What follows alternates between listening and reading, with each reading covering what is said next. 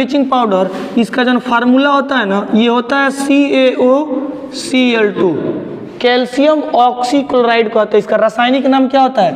Calcium oxy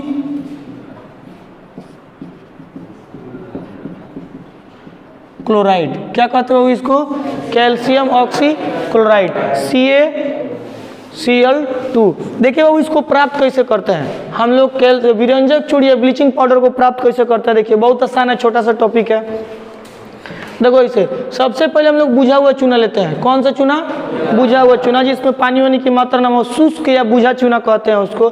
बुझा चूना को जब क्लोरीन के साथ अभिक्रिया कराते हैं ना, किसके साथ? क्लोरीन के साथ अभिक्रिया कराते हैं तो कौन चीज बना देता है?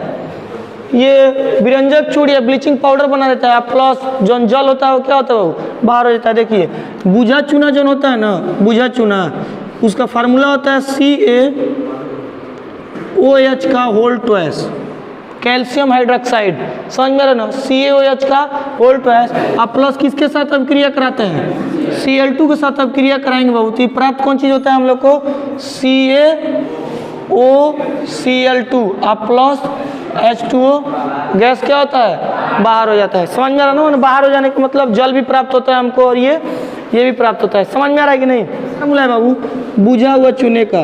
किसका फार्मूला है? बुझा चूने का। देखिए पेपर में अधिकतर ना एक नंबर वाले क्वेश्चन देता है ना कि शुष्क चूना का फार्मूला क्या होता है।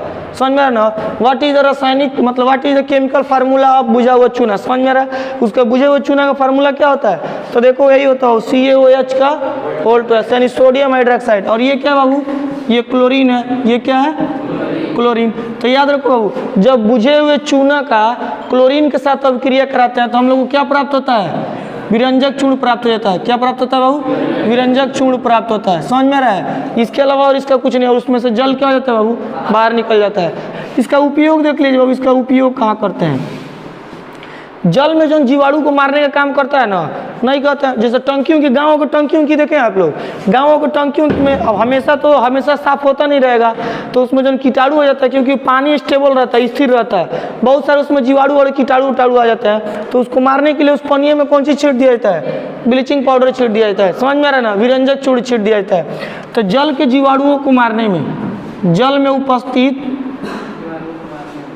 उपस्थित जीवाणुओं को मारने में क्या किया जाता है?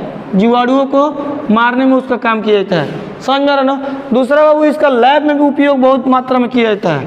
लैब में उपयोग उपापचय नहीं लिखाएगा जी, उपापचय के लिए किया जाता है। समझ में आ रहा ना? कोई दिक्कत है? और देखो इसका उपयोग वस्त्र के उद्योग में भी किया जाता है।